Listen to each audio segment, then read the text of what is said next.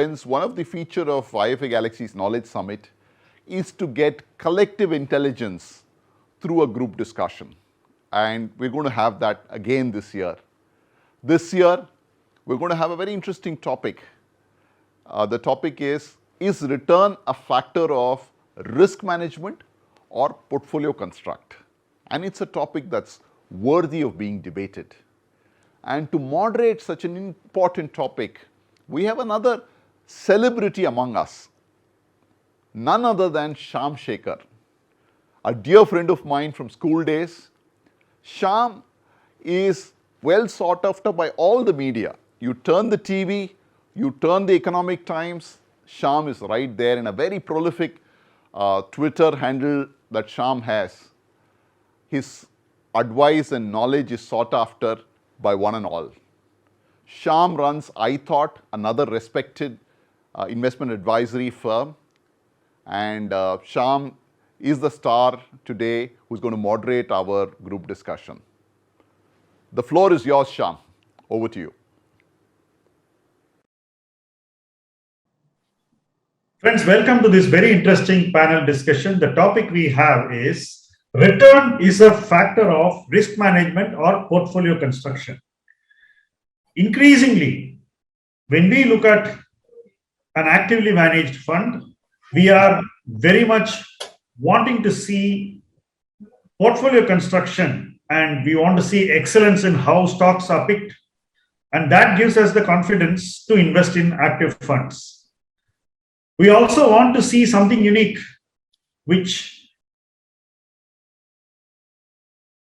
or something which is unique to the fund house. So we are looking for differentiators. In that process, we find that we probably may be emphasizing too much on portfolio construction and how fund managers curate and manage portfolios. This naturally leads to our lack of adequate focus on the risk management. From the advisory side or from the MFD side, this is something which should bother us in the coming days. So in that sense, this topic is a very interesting and a very relevant topic. We have with us 4 experts who are going to speak to us on this topic and who are going to give us insights into what is happening in the market and how they have viewed this issue or handled it within. Firstly, I'd like to introduce the participants. We have with us Mr. George Joseph, CIO and CEO of ITI-AMC. We have with us Mr. Mohit Bhatia, Head of Sales of Canara Robeco. We also have with us Mr. Mayukh Datta, who is the Head of Products from Mirae Asset Management. And we have with us Mr. Ravi Somasi from CAMS. He is the VP Operations, and he is also going to join us in this program. So without much ado, I'm going to open up this discussion, and we are going to invite Mr. Mayukh Datta to first give his views on this subject. Okay. So good evening, everyone. Good evening, Shyam sir. Thank you to you for having me on this panel and to all delegates and members and the committee at the IFA Galaxy. It's always a pleasure to be associated with the IFA Galaxy for these sessions. Quick point as an opening, I would say that there are 2 parts to which I would say when the word risk comes into for all investment portfolios. One could be a risk in terms of portfolio designs. One could be the risk at a scheme or a financial planning design. So I would assume that most of our viewers who are practitioners are actually designing portfolios which are taking care in terms of risk for our investors. We can probably delve on that more. From the manufacturer's point of view, a risk is always a factor which needs to be kept in mind when you're designing a portfolio. Had it not been for risk, mutual funds would not be there because it is a diversification is taken to be a risk mitigation exercise. Many times we need to be also careful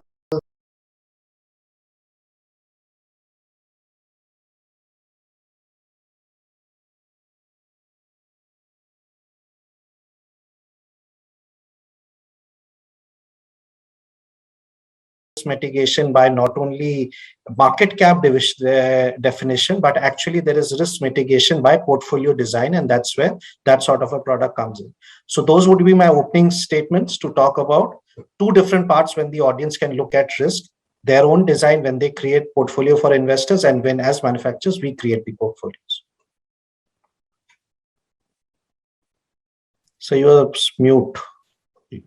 So you are saying that handle it at two levels. As an advisor or MFD, you are also a manager. So at your level, you can mitigate the risk. Choose the products and fit them into the overall, portfolio need of the client. That's precisely what you're saying. Yes. So on that note, in a highly volatile space, let's say like small caps, how do you think it is important? How much do you think it is important to control the spikes in risk? And do you think that it is being done in a way which mitigates the volatility?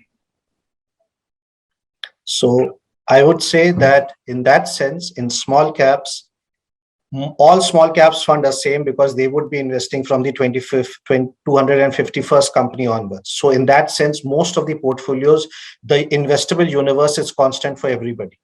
It's actually the risk mitigation is possibly in terms of what sort of a concentration or a tail each portfolio carries, which is basically a fund house's view.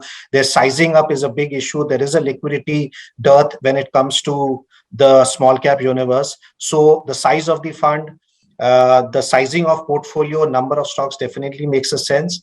There is also one part which I would say that many times in equity portfolios, what is the actual holding beyond the prescribed limits of actually gives you your experience of risk. What do I mean by that? Today, if you have a 65 to 70% small cap holding in most small cap portfolios, is the rest 25-30% mid cap or large cap is going to totally change your experience of the portfolio. That is where possibly you as a practitioner come into the fact that is that combination making sense or not. This is also true for hybrids also, where if you had a mid cap and a credit mixture, while you are coming in for equity and debt and thinking it will be a risk mitigation exercise, you are actually having the most riskiest or volatile part of both worlds. So that is where the practitioner comes in to be very cognizant of what sort of mix is he or she getting and does it suit his investor or not. While on the note of hybrid funds that you mentioned, there could be a time when both the asset classes are not going to fire like we are seeing in the immediate future. How do you think any practitioner can actually deal with this?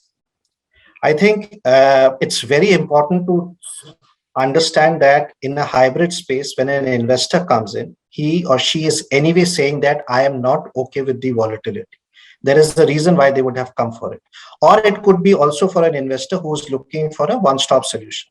Both of them are looking for a similar experience. One is not coming for a volatility, another wants a convenience. Rather, if they were to do it separately, it would be a different experience. They would like some sort of auto rebalancing and others company. That is when a practitioner understands the requirement. Now to translate it into mechanics, I would say they would look at it, what has been the behavior of the fund during extremes. How was the fund sized up? How was the fund allocated during low interest rate regimes when equity would have done well? How has the fund behaved when interest rates are spiking up? What was the sizing up of the portfolio on the debt side? Are they carrying what they have been stating as a philosophy? It's very important for a practitioner to look at the finer prints and the behavior of the fund, because that experience will give them some sort of an inkling of how the future can hold and what are the go areas and not go areas from A portfolio to B portfolio, and then see which one fits which investor. I'm going to ask you another question, which is a comparison between hybrid funds and asset allocation funds, the dynamic asset allocation funds. Sure. Given that risk management is becoming so very important, do you feel that the asset allocation funds have a better and a more flexible mandate, which helps them do risk management in a way which does not lower the quality of their portfolio construction? Do you think that hybrids are actually at a disadvantage over asset allocation funds? So I would say a hybrid is something which is more like a fill it, shut it sort of asset allocation, where the asset allocation is being kept constant. So for somebody who has a goal which is slightly ahead in time and would like to eventually in, let's say, 5 years or in 10 years, want to reach with a certain asset allocation, and they would like that to be constant. That is where a hybrid definitely scores over most of that. I would say that is a good space to be in. Possibly that can also become somebody's core portfolio, where over a period of time, a 70-30 or a 60-40, just for example, will be a good asset mix to have, even if somebody's life goals or age or with income, you move different life stages in life, but a 70-30 or a 60-40 means that you are there and you are participating on both sides, and a certain amount of risk mitigation has been built on in the allocation. A dynamic product is predominantly from a not an asset allocation but a volatility solution. That during volatility, how has been the volatility been reduced? The impact has come down for an investor in their portfolio. Typically, a dynamic asset allocation sort of product has therefore appealed more to a debt plus investor, where the volatility and a slightly lesser, much lesser volatility than equity, but a slightly better experience than debt has happened. While for an equity or for an SWP investor, hybrids have turned out to be better solutions. Thank you so much. And now I would invite Mohit Bhatia to give his comments on the topic. Good evening, Shyam, and to all the members of the IFA Galaxy. Thank you for inviting us here, and it's great to be part of this panel and discussing this very interesting topic of what really is responsible for returns. Is it risk mitigation, or is it security selection or allocation? So I think this question keeps on coming up and has become relevant even more during these recent years, given the upheavals we've seen in the market-linked products. Yeah, so I think ultimately, whether you look at the institutional level, which is basically mutual fund investors or manufacturers like ourselves, or if you look at advisors like yourself who are advising clients, ultimately the whole point of portfolio construction basically is to ensure that you have your division between asset classes and securities in such a way that you have cash when you need it. For example, for an institutional investor where markets are at maybe screaming valuations, you want to invest, or you need money at the time of redemptions coming in, cash is available. You're also protecting from deep drawdowns, that can happen when markets go down. And finally, you're also in line in terms of consistency of returns. I think that's what is the purpose, whether at the institutional level or at the retail level, of doing the portfolio construction. That said, I think I believe that these are not mutually exclusive things. So, we have this, anybody who picks up a finance book, and, I think all of us have gone through that, exercise of doing our MBAs or higher studies, or even under the basic, undergrad studies. We know that higher the risk, higher the return, whether you take it in a formal way or a informal subconscious play, or what I would call as heuristics or mental models that investors and people have in their minds. Typically, higher risk is associated with higher return, right? So they are in a way conjoined twins. And it is also, I would take the analogy of sports where, examples of say tennis, where, you can be a great player delivering aces, but you can't win a match if you're committing too many unforced errors. And that's where the importance of risk mitigation comes in. So I think in today's days and age, to ensure consistency of returns, which is what we are looking at for investors, it is important that you manage risk in a way.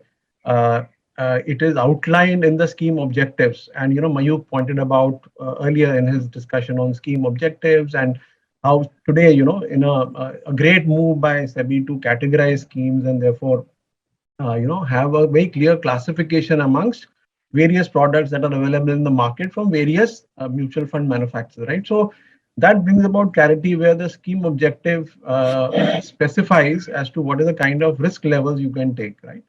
Over and above that, you can also have internal limits, which I'm sure each AMC, including ourselves, we have.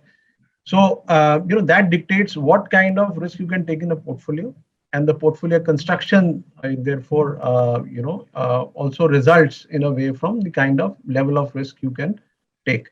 So that said, I think two essential things that will form part of a requirement from an advisor or from a manufacturer, and this is what exactly I think investors are looking for, whether from their AMC provider or from advisor, is one, alpha creation, or in a more, I would say, day-to-day relatable basis, consistency of returns.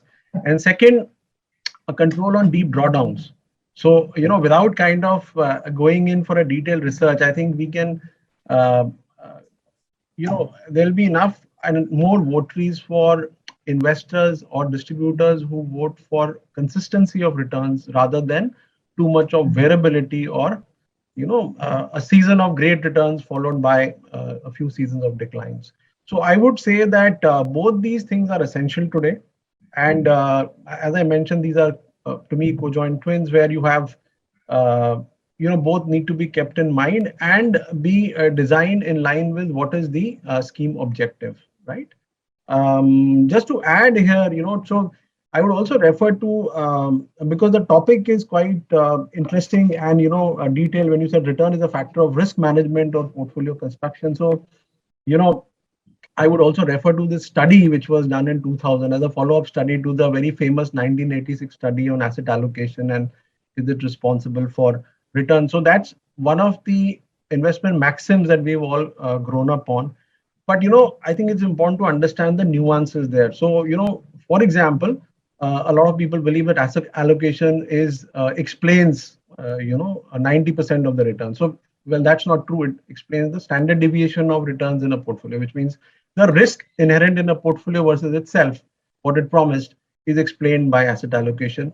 In fact, the study in 2000 that was, done on the similar topic, which compared performance of balance funds in the US over a period of 15 years, came out with this conclusion that asset allocation is responsible for about 40% of the returns, other things coming in from selection, timing, costs, and everything, right? And the level of returns are, of course, decided by asset allocation, which means, you can't expect to generate equity-like returns and beat inflation by remaining in a cash fund, right? So you have to take that level of risk. So why I'm bringing in this here is that ultimately,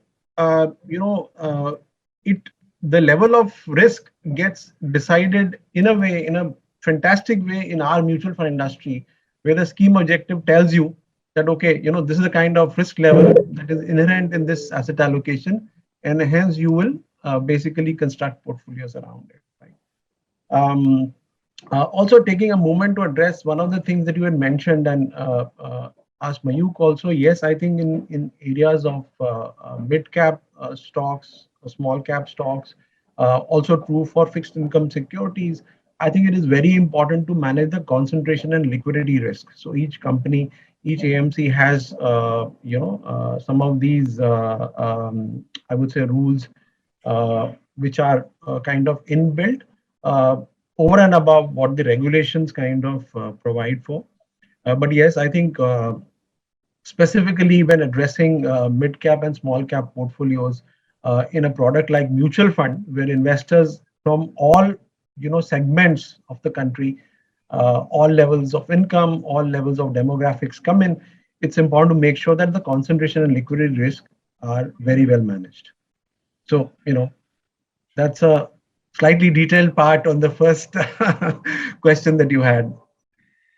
I have a question to you. See, your fund house in the recent years has a very effective track record of high conviction investing. You have a philosophy and you have a certain orientation towards quality investing. So a lot of your investments are, concentrated in the sense not within the portfolio, but everybody who believes in your philosophy, and you're not alone, there are others also who believe in the same philosophy, are all in the same space. So while your portfolio per se may not be crowded, the space is very crowded. There is no room for mobility or maneuvering. When people want to leave or when they want to sell out of the same stocks, who goes to the exit door becomes a problem.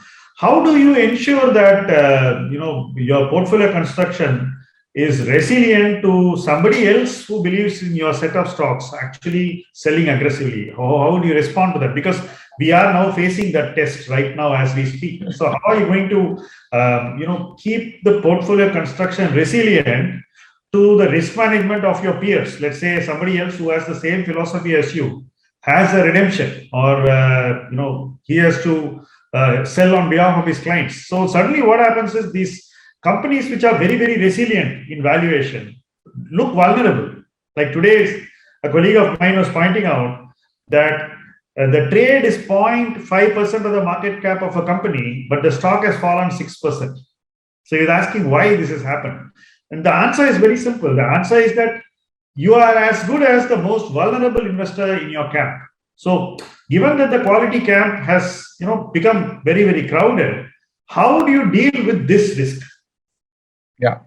No, I think a very valid question. And I think something that I mentioned in my first part of the response here, that, we are very, very particular about ensuring, and so I'll give you some examples. So for example, in the mid-cap holdings that we have across all our funds, whether the mid-cap is held in a flexi-cap fund or in the large and mid-cap fund, or even in the small-cap fund, some portion that we have, the mid caps are restricted to 3.5% of the overall portfolio size.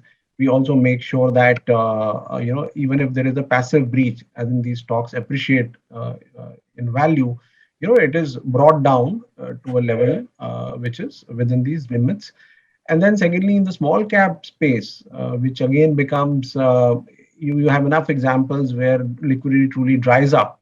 I think we also make sure that we don't hold more than a certain percentage. I can't disclose the exact amount, but yeah, we don't hold beyond a certain percentage of the outstanding equity of the company. The purpose there being that we don't want to become market makers for a particular stock. We have a fiduciary responsibility on behalf of the investors, and we are here to basically invest, as per the mandate, but also make sure that we don't run into a liquidity risk.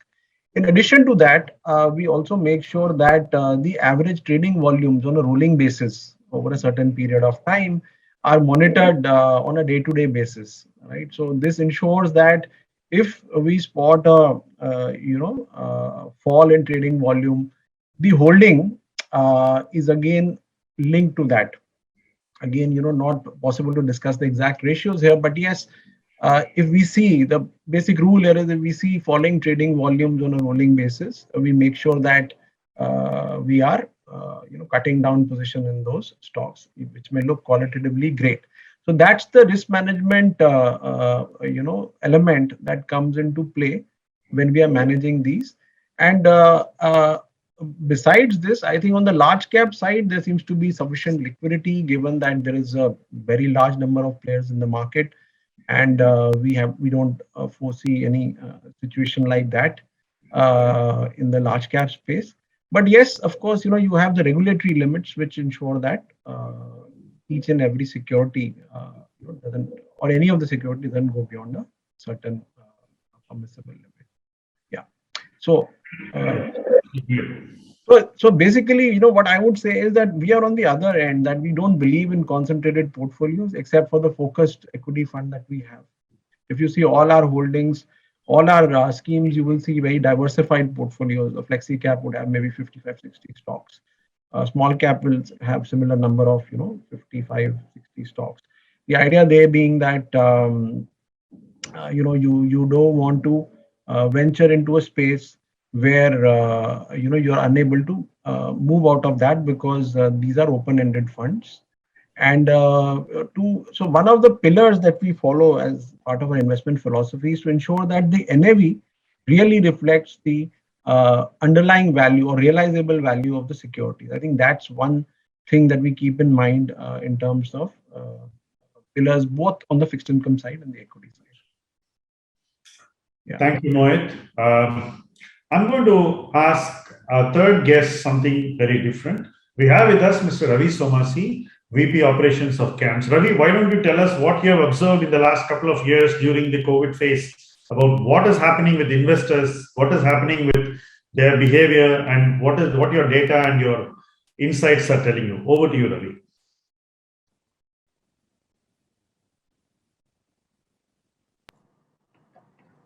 Thank you so much and good evening, everyone.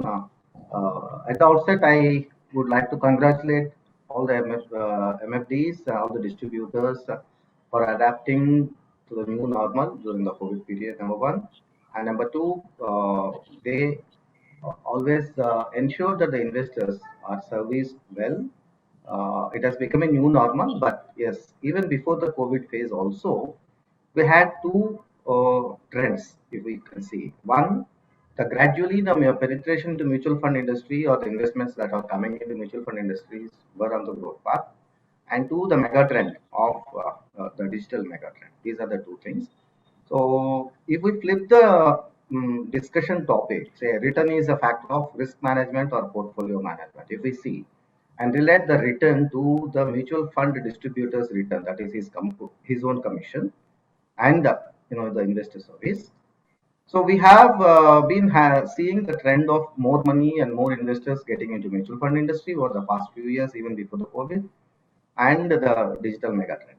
So with these two things, I would like to present some of the insights which I could see.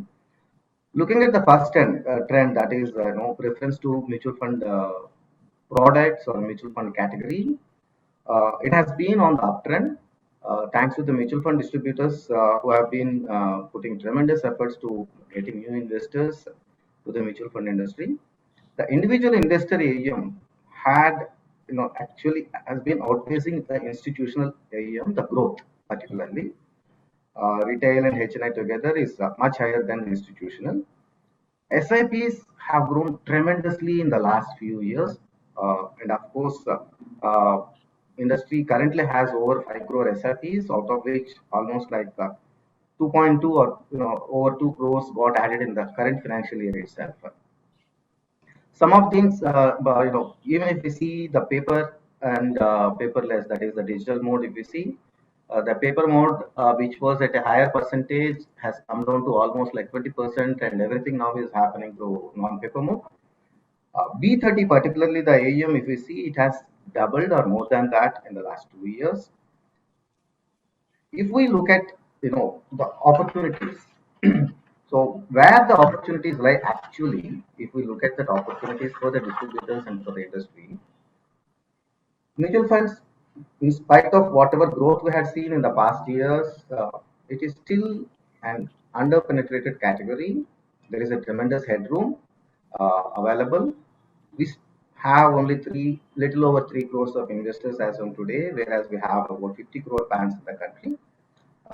Then we have our AUM, little close to 40 trillion, which is representing only 15-16% of our GDP. We still have about, in the advanced countries, almost like it is mutual fund AUM is about say 60, 70, 75%. So if we look at the other side, how distributors can build their own portfolio in the sense of their own AUM, there is a lot of opportunity existing with their own investors, because if we look at the industry, almost like 74% of PAN members have only single SIP. So there is a huge opportunity there, and it's a huge untapped cross sell upsell opportunity. And most of the times the personalized or hyper personalized products are getting investors are getting attracted as against the general distribution or distribution of general products, and most importantly and equally leveraging the technology for prompt efficient after sales service. There are some more numbers like some more points like retention of their AUM. If we look at the retention of their AUM during the difficult times like the COVID lockdown, be it the second lockdown, and in the first lockdown, all of us suffered a lot. So most of the people had actually used SIPC's option. If we look at the options that are available, we also have SIP pause option.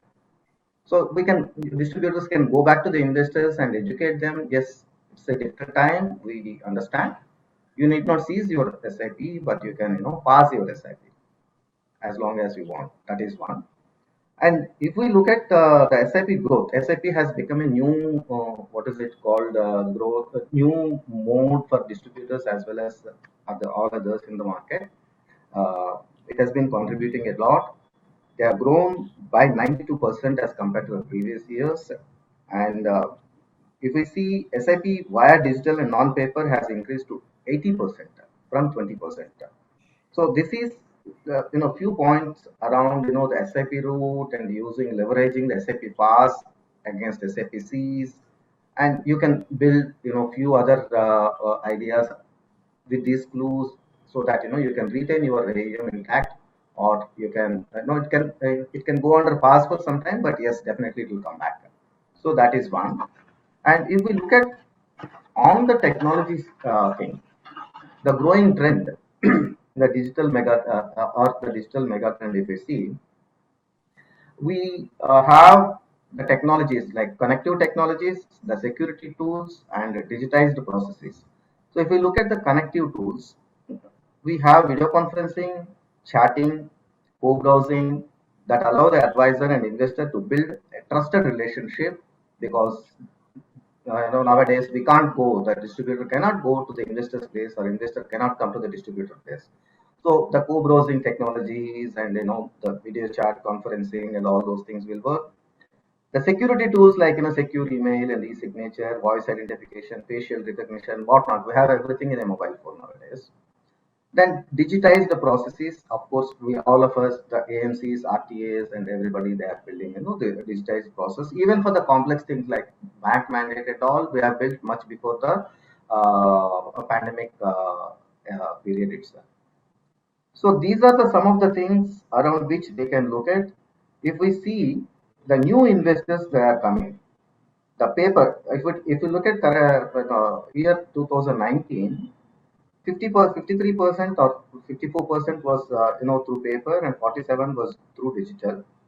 If you look at by end of last year, 77% was through digital, and the rest is, so there is a major shift in the route. And I also would like to say that distributors onboarded more investors through electronic platforms or media, the websites or the mobile apps in the last 3 years, even a year before the pandemic, that lockdown time also. All that started a year before. Actually, it helped us a kind of, like preparing us for an unknown thing. So, and it is still increasing. 56% or close to 60% of the investors brought in by mutual fund distributors in the last few years. I'm not talking about the lockdown time 2020, or even before that also, a year before, are under 35 years of age. So if we look at these millennial investors, and they are brought into the industry by the distributors. So their expectations are different, their needs are different, and in a nutshell, the distributors have to provide a digital experience. It is actually not a new normal. It has actually become a normal a couple of years or a year at least before the pandemic record itself. So in this, in a nutshell, to close the what is it called, the points here, there are three things. Technology will only further intensify, and three key aspects will be growing your business, managing your data, serving your investors. These are the three key points. Leveraging the technology, and most importantly, as of today, all the new investors that those are being acquired by the distributors, good 60% are under 35 years, and they are all millennials. So I request distributors to understand these trends. See, most of the times we don't even have time to understand or analyze what kind of population is coming into mutual fund industry through me, how many of them are millennials, how many of them are young, or how many of them are old, or So all these things will take little time for the individual distributors to analyze, understand. So with these data points, I hope it will be insightful and they can build upon from here with these points. So that's it from my side. If you have any questions, you can. You're on mute. Thank you, Ravi. I think it was very interesting to hear from you that the digital and physical have inverted in these 2 years. And today, digital is almost 77%, you had mentioned, and it probably go all the way even to 95% over the next 1 or 2 years. So that's clearly telling us that younger people, newer people coming to the market are engaging with products and organizations very differently. And naturally, their aspirations also will be very, very different from the old school, and the advisors and MFDs must also adapt in such a way that they are able to offer their knowledge and services in a way in which it impacts this audience. And that is something very, very relevant, and that is very, very important for us as a takeaway from what you said. Now, I would invite George to speak on the topic, and he's going to tell us how return is a factor of risk management or portfolio construction. Over to you, George. Hi, thanks, Shyam, and warm welcome to all of you for the for this particular event, and thanks for inviting me to IFA Galaxy. First and foremost, we have to understand that we are in a world living where you have seen that massive number of changes happens on a daily basis. You have seen that globally we are well connected, and therefore whatever happens globally, it has an impact on the markets as well as the bearing on the investments what we do. If you see the clear path that market participants are following, there is a momentum path, there is a path of value, then there is a path of growth. So when I think about all these aspects today, as we see the number of participants who are following momentum and the kind of money which is chasing because of the algorithmic trading and practices followed across the globe. Almost, I was reading somewhere that 60% of the money which is chasing Indian markets is because of algorithmic factors. That is a huge number, and that increases the volatility and the risk in the markets.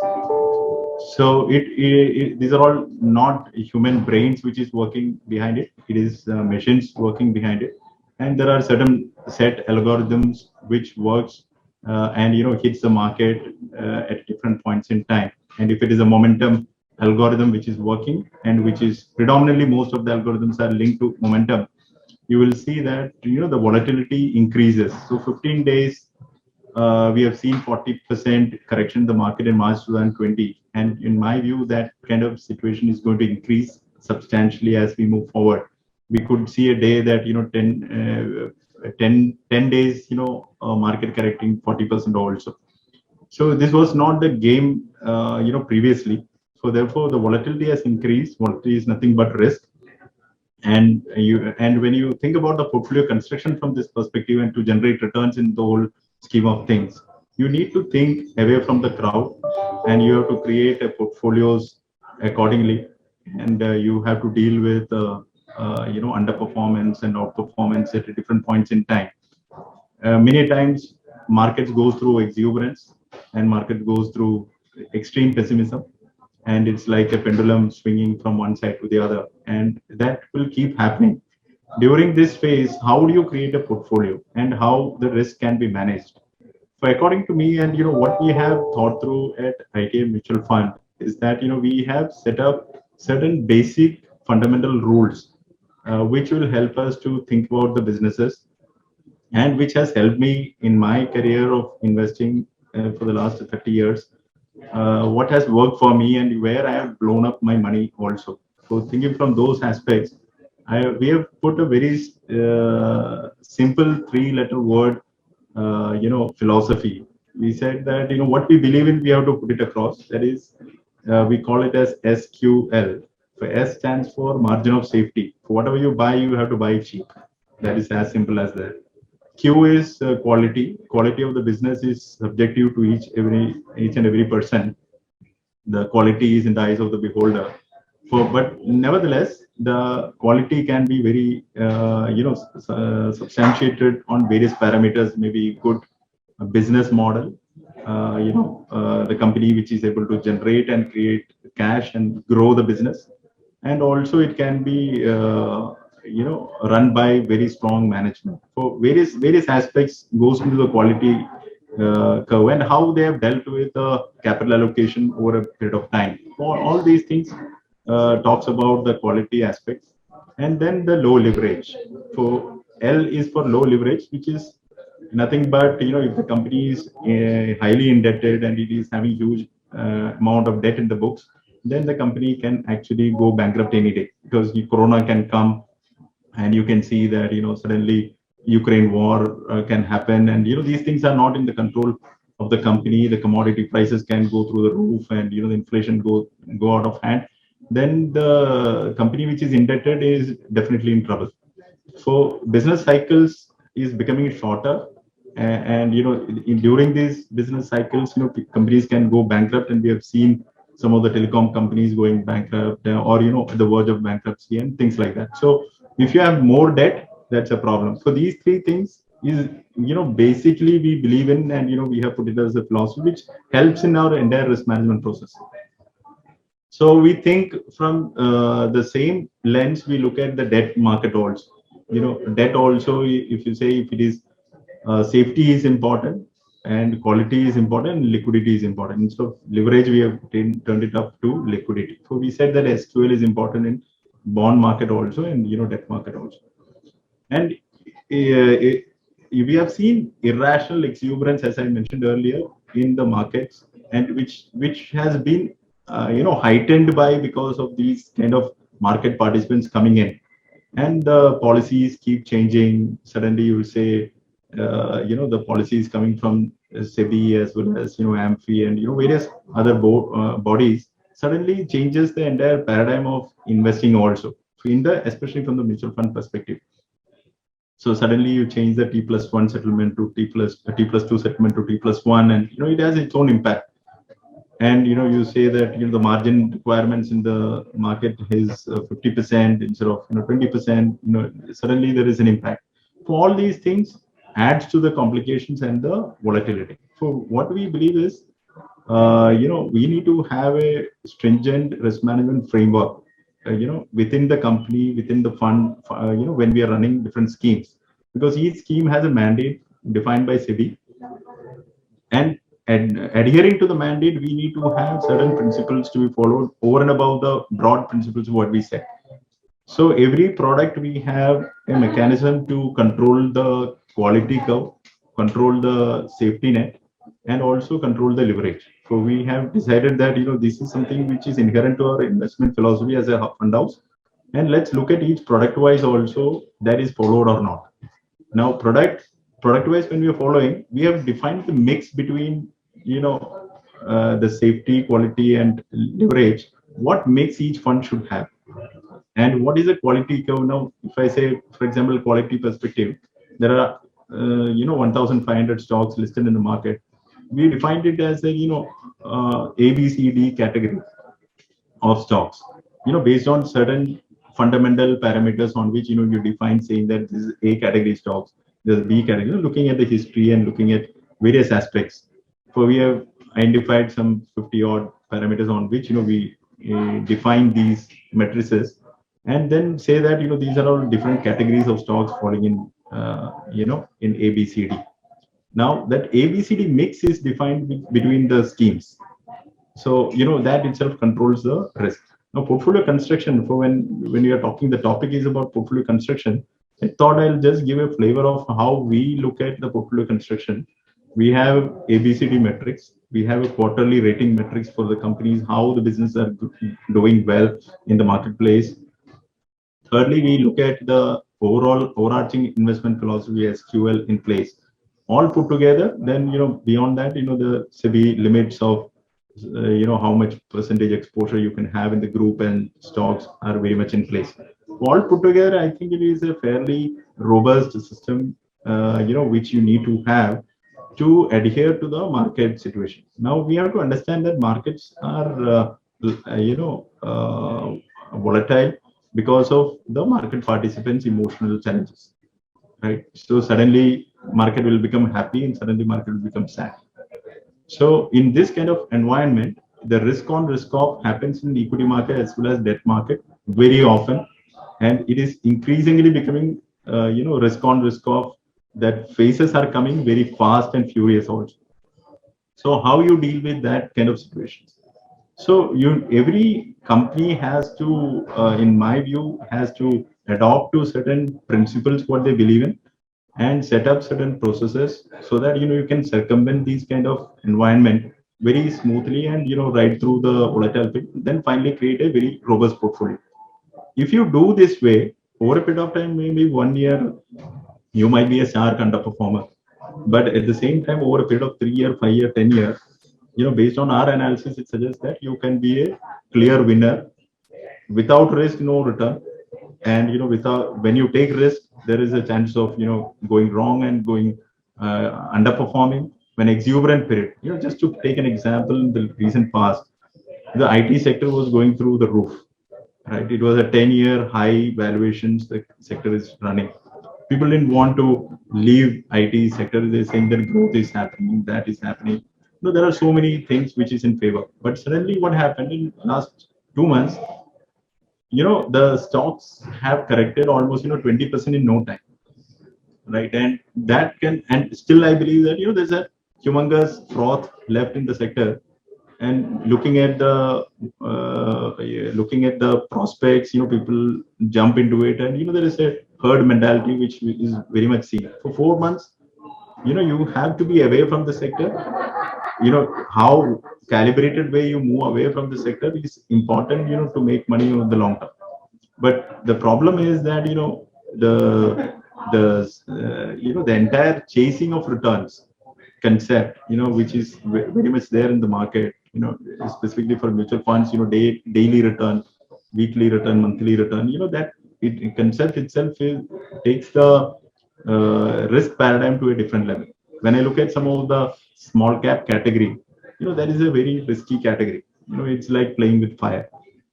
But at the same time, that's one of the area where you can create humongous returns if you diligently deal with it. But how you deal with the risk category in different market caps, like small cap, you limit the fund house. We have said very clearly at the time of launch of our fund itself, we don't want more than 1,500 crores in a small cap fund. So you can limit yourself. It depends upon the fund house risk appetite. What kind of volatility that you want to handle for your investors. So overall, portfolio construction as well as return, and as well as when you think about the risk parameters that you want to run in the fund house level, I think it is it is all interlinked, and but at the same time it has to be thought through well while setting up the overall overarching principles in the company, as well as thinking about individual schemes that you run. And also you have to mix the whole aspect with when from the fund management point of view, you have to think from the business cycle situations as well. Like say for example, 1990 to 2000 we saw the technology, media, telecom boom. Then there was a massive crash, and 2000 to 2010 was infra boom. Then there was a massive crash.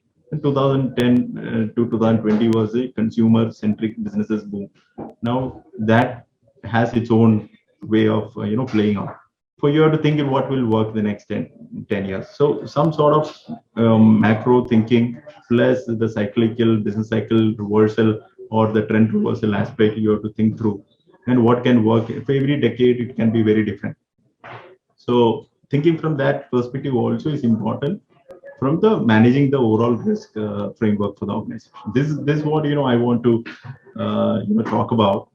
And from background of fund management where I come from, and where we have set up the mutual fund in the last 3 years, this is what I would like to talk about.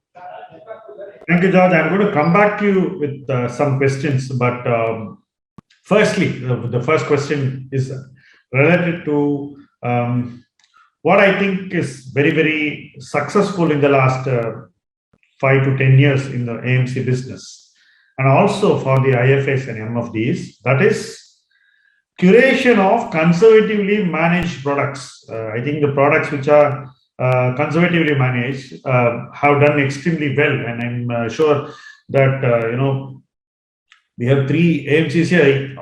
If you see the products which have done very well, they are actually curated with some conservatism in the early stages, and that became the philosophy. And you have yourself been associated with the dynamic asset allocation product for a very long time, so you also are very familiar with conservatively curated product. And do you think that it's better to control risk management in product curation, or you think it's best left to the fund manager? Since you're the only fund manager here, I'm going to ask you this question. I think it's a process. As a process has to be set for every product.